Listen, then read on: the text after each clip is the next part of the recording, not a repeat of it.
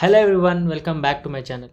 So ఇప్పుడు HTML, CSS, టెయిల్విన్ CSS అదంతా అయిపోయింది. ఇప్పుడు ఫైనలీ జావా స్క్రిప్ట్ స్టార్ట్ చేయబోతున్నాం. సో జావా స్క్రిప్ట్ ఇది ఒక ఇంట్రొడక్షన్ వీడియో. ఓకే, సో ఈ జావా స్క్రిప్ట్ కోర్స్ ఎలా ఉంటుంది ఏంటనేది నేను మీకు మొత్తం ఇందులో ఎక్స్ప్లెయిన్ చేస్తాను. సో ఫస్ట్ ఆఫ్ ఆల్ ఈ జావా స్క్రిప్ట్ ఏంటంటే ఏవైతే మనకి ఎసెన్షియల్స్ ఉంటాయో అన్నీ, అంటే జావా స్క్రిప్ట్ అనేది చాలా పెద్ద లాంగ్వేజ్. ఓకే, పెద్ద ప్రోగ్రామింగ్ లాంగ్వేజ్.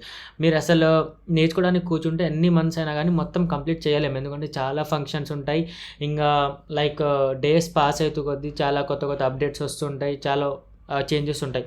సో మనం ఏం చేస్తామంటే ఏవైతే ఎసెన్షియల్స్ ఉన్నాయో like as a programmer what we need to know మనం అదే చదువుతాము.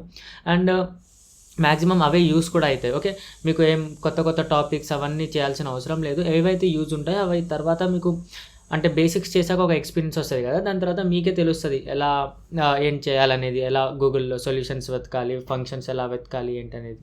సో ఈ జావా స్క్రిప్ట్ కోర్స్ ఏంటంటే ఒకవేళ మీకు దీనికంటే ముందు ఏదైనా ప్రోగ్రామింగ్ లాంగ్వేజ్ వచ్చినా రాకపోయినా, మీరు ఆల్రెడీ జావా స్క్రిప్ట్ స్టార్ట్ చేశారు కానీ స్టక్ అయిపోయారు, అర్థం కావట్లేదు, లాజిక్ బిల్డ్ అవ్వట్లేదు, అలాంటి ఏ ప్రాబ్లమ్స్ ఉన్నా అవన్నీ వదిలేయండి, టెన్షన్ లేదు. స్టార్టింగ్ నుంచి జీరో నుంచి ఫ్రమ్ ఇన్స్టాలేషన్ అని ఒకవేళ మీరు HTML, CSS అవన్నీ చూడకుండా డైరెక్ట్గా ఈ వీడియోకి వచ్చినా కానీ మీకు అర్థమయ్యేటట్టు జావా స్క్రిప్ట్ స్టార్టింగ్ నుంచి, లేదు మేము మొత్తం సిరీస్ చూస్తున్నామంటే ఈవెన్ దో మీకు ఇంకా మంచిగా అర్థమవుతుంది, ఎందుకంటే మీకు ఆల్రెడీ నా టీచింగ్ స్టైల్ నుంచి కొంచెం హ్యాబిచువేటెడ్ అయిపోయి ఉంటారు కదా, సో వాళ్ళ కోసం. సో ఇది ఒక introduction video. So first of all Java script అంటే ఏంటో మాట్లాడదాం. సో జావా స్క్రిప్ట్ అనేది నార్మల్లీ ఒక ప్రోగ్రామింగ్ లాంగ్వేజ్. ఓకే, ఇప్పుడు చాలా ప్రోగ్రామింగ్ లాంగ్వేజెస్ ఉన్నాయి, C++ ఉంది, జావా ఉంది, పైథాన్ ఉంది, అలా చాలా వేరే ప్రోగ్రామింగ్ లాంగ్వేజెస్ ఉన్నాయి.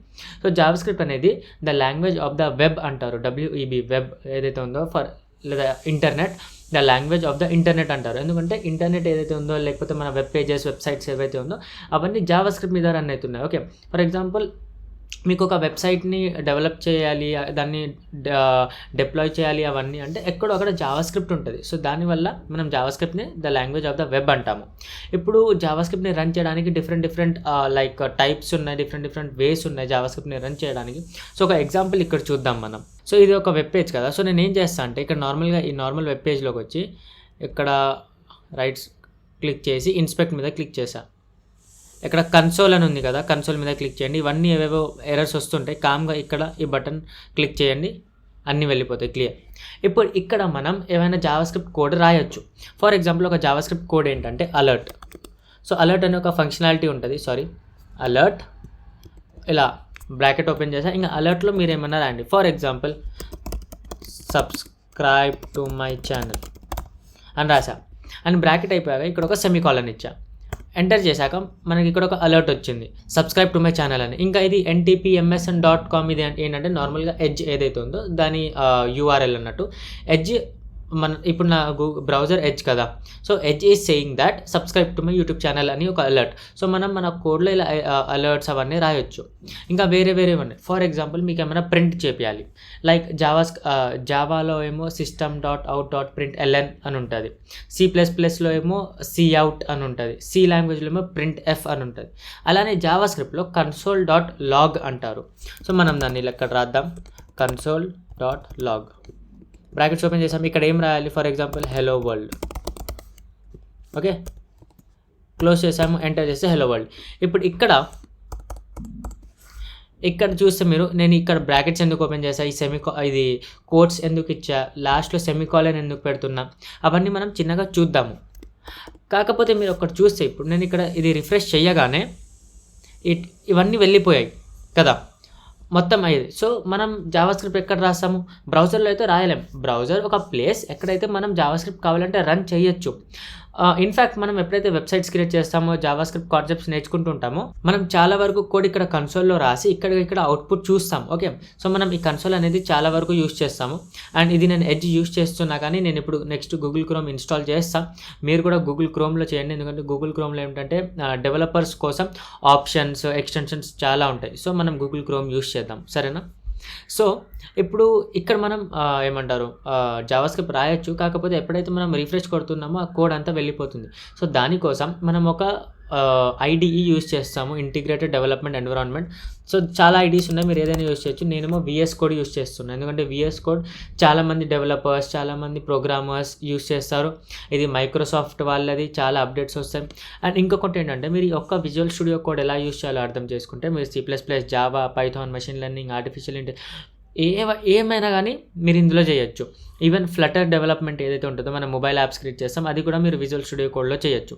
ఓకే, సో దానికోసం నేను విజువల్ స్టూడియో కోడ్ ఇన్స్టాల్ చేస్తున్నా. ఇక్కడ ఇన్స్టాలేషన్ ఏం లేదు, నార్మల్గా ఇక్కడ VS కోడ్ అని సెర్చ్ చేయండి, ఇక్కడికి వచ్చి ఇక్కడ డౌన్లోడ్ చేసాను అంతే, ఇంకేం లేదు. సో ఎవరికైతే ఆల్రెడీ ఉందో వాళ్ళ సిస్టమ్స్లో వాళ్ళకి టెన్షన్ లేదు, ఎవరికైతే లేదో వాళ్ళ కోసం చెప్తున్నాను నేను. సో ఇప్పుడు మనం ఇక్కడ VS కోడ్ ఇన్స్టాల్ చేసాం. ఇప్పుడు నెక్స్ట్ నేనేం చేస్తా అంటే ఇక్కడ VS కోడ్ ఓపెన్ చేద్దాం. సో ఎక్కడ ఉంది నా VS కోడ్, ఇక్కడ ఉంది. ఓకే, ఇదొక మన ప్రీవియస్ ప్రాజెక్ట్ జిమ్. ఒకవేళ మీరు HTML CSS చేయకపోతే నా ప్లేలిస్ట్లో వెళ్ళి చూడండి ఒకసారి. ఓకే, సో నేను ఇక్కడ ఏం చేస్తా అంటే ఒక ఓపెన్ ఫోల్డర్ చేద్దాం. ఒక కొత్త ఫోల్డర్ క్రియేట్ చేశాను, చేశానో లేదో తెలియదు. ఓకే, సో నేను ఏం చేస్తున్నా అంటే ఒక కొత్త ఫోల్డర్ ఓపెన్ చేస్తున్నా, కానీ ఆ ఫోల్డర్ నేను క్రియేట్ చేయలేదు. సో ఇక్కడ నేను డెస్క్టాప్లో వచ్చి వెబ్ డెవలప్మెంట్ ఫోల్డర్లో వచ్చి ఇక్కడ ఒక న్యూ ఫోల్డర్ క్రియేట్ చేస్తా.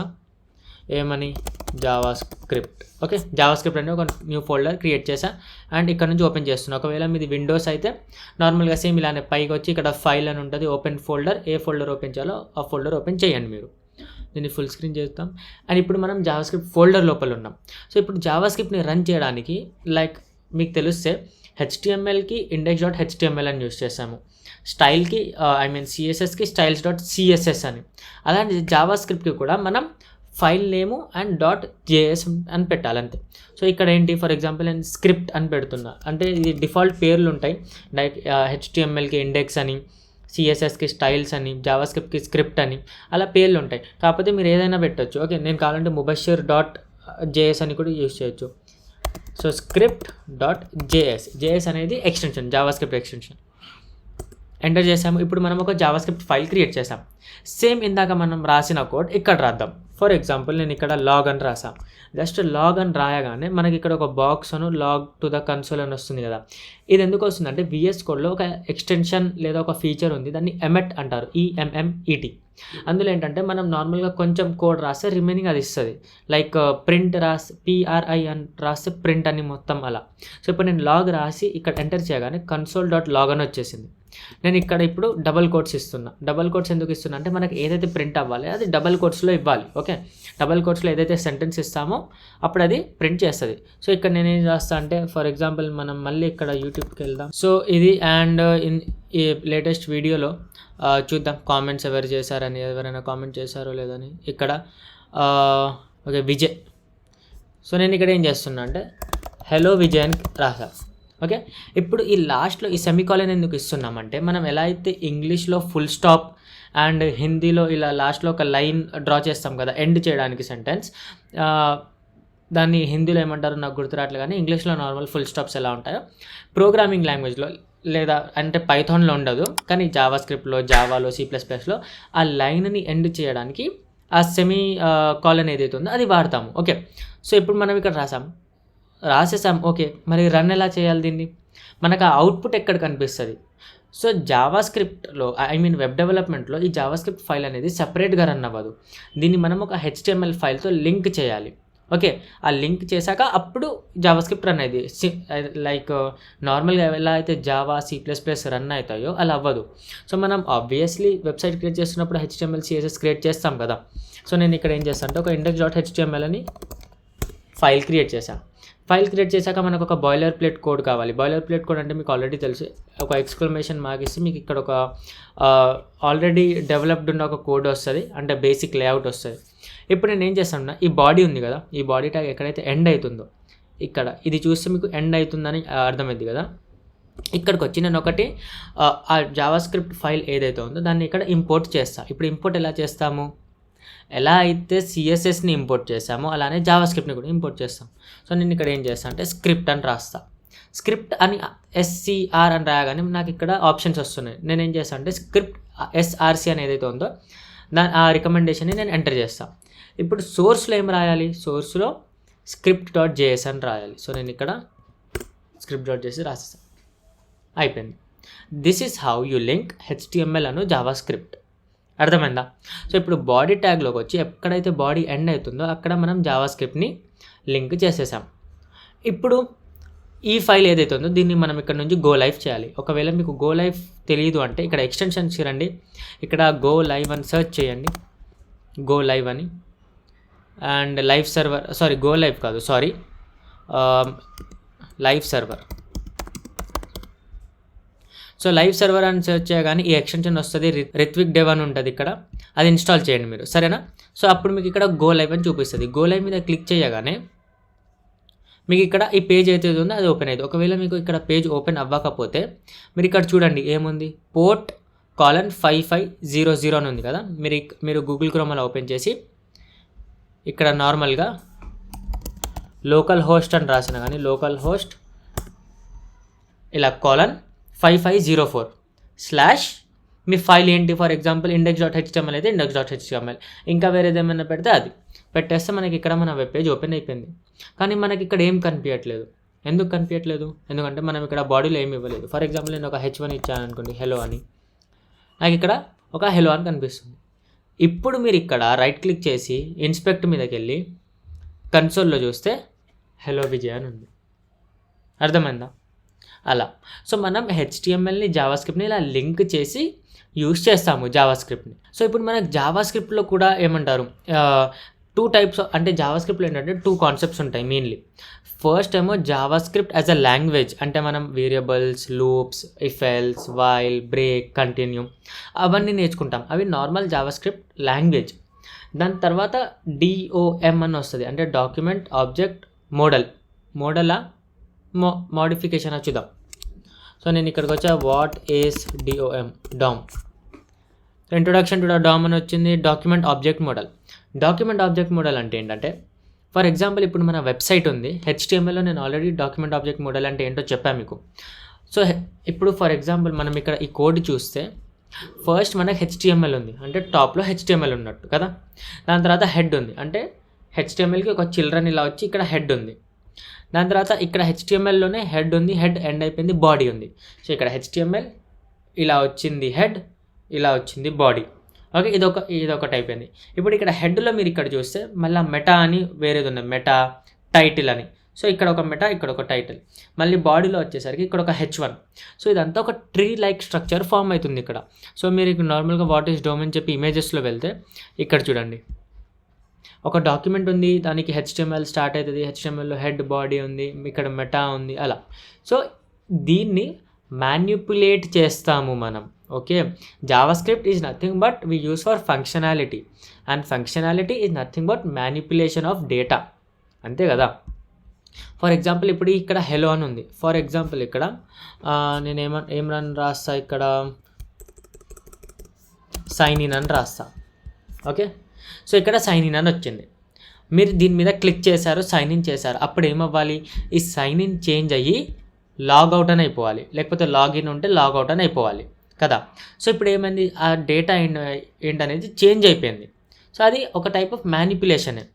ఓకే, ఇప్పుడు మనం ఇక్కడ జస్ట్ సైన్ ఇన్ అని కనిపిస్తుంది, మనం దీని మీద క్లిక్ చేసి సైన్ ఇన్ చేసాం. దాని తర్వాత నాకు ఇక్కడ వీడియోస్ ఏమన్నా, లేకపోతే పోస్ట్, స్టోరీస్ అలాంటివి ఏమన్నా కనిపించాలి. సో మనం ఏం చేస్తున్నాం, ఒక లాజిక్ రాస్తున్నాం. ఎప్పుడైతే యూజర్ సైన్ ఇన్ అవ్వాలో అప్పుడు మనకు ఈ డేటా అంతా చూపించాలి. ఒకవేళ సైన్ ఇన్ లేకపోతే చూపించద్దు. ఇది కూడా ఒక టైప్ ఆఫ్ మ్యానిపులేషన్ కదా. సో మనం జావాస్క్రిప్ట్ని మ్యానిపులేషన్కి యూజ్ చేస్తాము. ఓకే, సో మీరు ఇక్కడ వరకు చేయండి. HTML అను జావాస్క్రిప్ట్ని ఎలా మీరు లింక్ చేయాలో అర్థమైంది కదా. ఇది ఒక చిన్న ఇంట్రొడక్షన్ పార్ట్, ఒక కోర్స్ గురించి. మనం ఇందులో మీరు టెన్షన్ ఏం తీసుకోకండి, క్రేజీ మనం చేద్దాం ఈ కోర్స్ని. ఇంట్రొడక్షన్ అయింది, మనం జావాస్క్రిప్ట్ నేర్చుకుందాం. ఓకే, వెబ్సైట్స్ క్రియేట్ చేద్దాము, కొన్ని కాంప్లెక్స్ మంచిగా లాజిక్ బిల్డ్ అయ్యేవి ప్రాజెక్ట్స్ క్రియేట్ చేద్దాం, గేమ్స్ క్రియేట్ చేద్దాం, ఇచ్చి పడేయచ్చు. ఓకే, సో ఈ యొక్క introduction video VS code install చేయడం, జావాస్క్రిప్ట్ని ఎలా లింక్ చేయడం, జావాస్క్రిప్ట్ అంటే ఏంటి, మనం ఈ కోర్సులో ఏం చేయబోతున్నాం దాని గురించి చెప్పడానికి వీడియో క్రియేట్ చేశాను అంతే. ఓకే, ఇప్పుడు నెక్స్ట్ వీడియోలో మనం వేరియబుల్స్ నుంచి అలా స్టార్ట్ చేద్దాం. ఓకే, సో ఈ వీడియోలో అంతే. ఒకవేళ మీకు వీడియో నచ్చితే లైక్ చేయండి. ఇంకా HTML నుంచి ఒకవేళ మీరు చూడకపోతే అవన్నీ చూడండి. ఓకే, అండ్ సబ్స్క్రైబ్ చేయండి ఛానల్ని, ఎందుకంటే చాలామంది సబ్స్క్రైబ్ చేశారు, మంచి కామెంట్స్ కూడా చేస్తున్నారు. అండ్ మీకు ఒకవేళ ఏమైనా డౌట్ ఉండి నాతో ఏమన్నా గైడెన్స్ అలా తీసుకోవాలనిపిస్తే డిస్క్రిప్షన్లో నా ఇన్స్టాగ్రామ్ హ్యాండిల్ ఉంది, మీరు అక్కడికి వచ్చి నాకు డిఎం చేస్తే మనం మాట్లాడదాం, మీ ప్రాబ్లం ఏంటి అనేది మీకు హెల్ప్ చేస్తా ఎలా సాల్వ్ చేయాలనేది. ఓకేనా? సో ఈ వీడియోలో అంతే, నెక్స్ట్ వీడియోలో కలుద్దాం. Until then bye.